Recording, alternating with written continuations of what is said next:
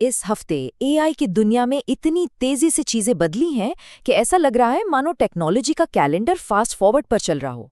तो चलिए देखते हैं कि वो कौन से 14 बड़े अपडेट्स थे जिन्होंने सिर्फ 7 दिनों में खेल ही पलट दिया। और देखिए, ये एक लाइन इस पूरे हफ्ते की कहानी को बिल्कुल सटीक तरीके से बयां करती है। इस सप्ताह एआई ने इतना कुछ किया कि लोग कह रहे हैं कि प्रौद्योगिकी कैलेंडर को तेजी से आगे बढ़ा दिया गया है। और आज हम इसी बात को जरा गहराई से समझेंगे। और जब हम कहते हैं इतना कुछ, तो हमारा मतलब है 14 बड़े अपडेट्स। 14। सोचिए जरा, ये सब कुछ सिर्फ एक हफ्ते के अंदर हुआ है। हम इन सभी पर एक एक करके नजर डालने वाले हैं। तो सबसे पहले बात करते हैं क्रिएटिविटी की। एआई अब सिर्फ एक टूल नहीं है, ये एक पार्टनर बन चुका है। एक ऐसा पार्टनर जो हमारे बनाने और सोचने के तरीके को ही बदल रहा है। डिजाइन की दुनिया में तो एक जबरदस्त टक्कर देखने को मिली। एक तरफ है कैनवा AI 2.0, जहां आप कुछ लिखकर टेक्स्ट, इमेज या वीडियो बना सकते हैं, और दूसरी तरफ है एंथ्रोपिक का क्लॉड 4.7। फर्क समझिए, कैनवा आपको बने बनाए टेम्पलेट्स देता है, लेकिन क्लॉड आपकी सोच को समझकर बिल्कुल नया, एकदम फ्रेश डिजाइन बना सकता है।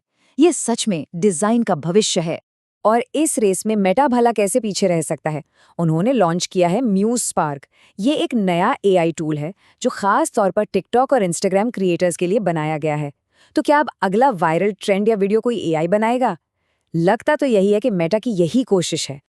चलिए, अब एक ऐसे बदलाव की बात करते हैं जो हमारे काम करने का तरीका हमेशा के लिए बदल सकता है। हमारा अगला विषय है एआई आपके डेस्कटॉप पर। और ये कोई छोटा मोटा अपडेट नहीं है, क्योंकि एआई असिस्टेंट अब सिर्फ इंटरनेट या क्लाउड में नहीं, बल्कि सीधे हमारे कंप्यूटर पर आ रहा है। अगर किसी के पास मैक है तो वो अब पहले से कहीं ज्यादा स्मार्ट हो गया है। ओपनएआई कोडेक्स अब सीधे मैक पर कोडिंग और फाइलों को हैंडल कर सकता है। फिर है परप्लेक्सिटी का पर्सनल कंप्यूटर। ये एक ऐसा असिस्टेंट है जो हमारे लिए इंटरनेट पर रिसर्च करके रिपोर्ट तक बना सकता है, वो भी तब जब हम सो रहे हों। और गूगल का जेमिनी ऐप, जो बस ऑप्शन प्लस स्पेस दबाते ही हमारी स्क्रीन देखकर हमारी मदद करने के लिए हाजिर हो जाता है। और जब कोडिंग की बात हो ही रही है, तो हमें एक नया चैंपियन भी मिल गया है, एंथ्रोपिक का क्लॉड ओपस 4.7। इसने SWE बेंच नाम के एक बहुत ही मुश्किल टेस्ट पर सबसे ज्यादा स्कोर किया है। अब ये SWE बेंच क्या चीज़ है?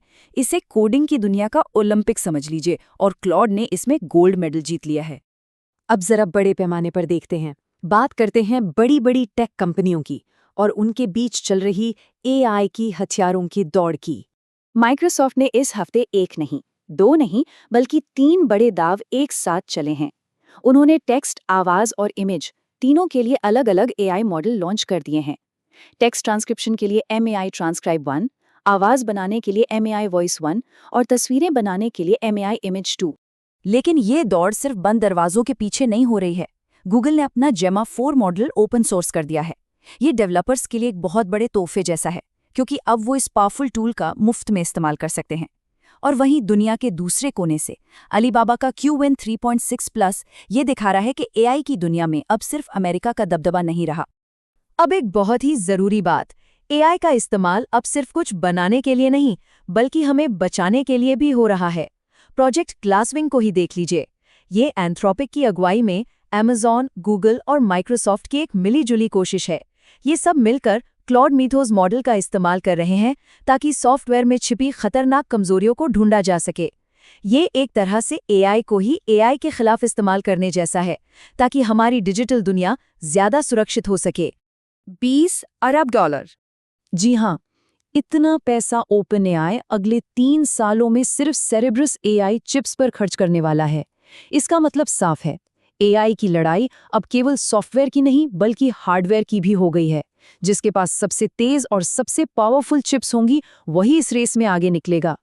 तो ठीक है, ये सब हो तो रहा है, लेकिन इसका हम सबकी जिंदगी पर क्या और कैसे असर पड़ेगा? चलिए अब इस कहानी को और करीब से देखते हैं। 3 बड़ी चीजें हैं।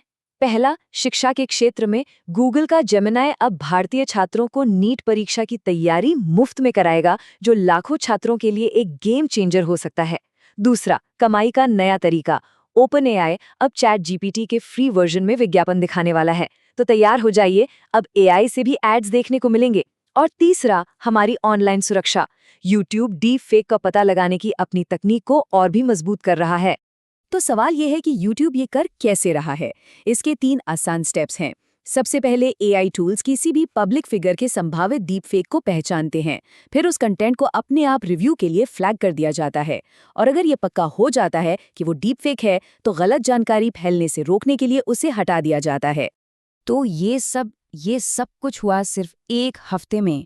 14 बड़े अपडेट्स, और ये हमें एक बहुत बहुत बड़े सवाल पर लाकर छोड़ देता है। अगर ये सिर्फ 1 हफ्ता था, तो आने वाला 1 साल कैसा दिखेगा?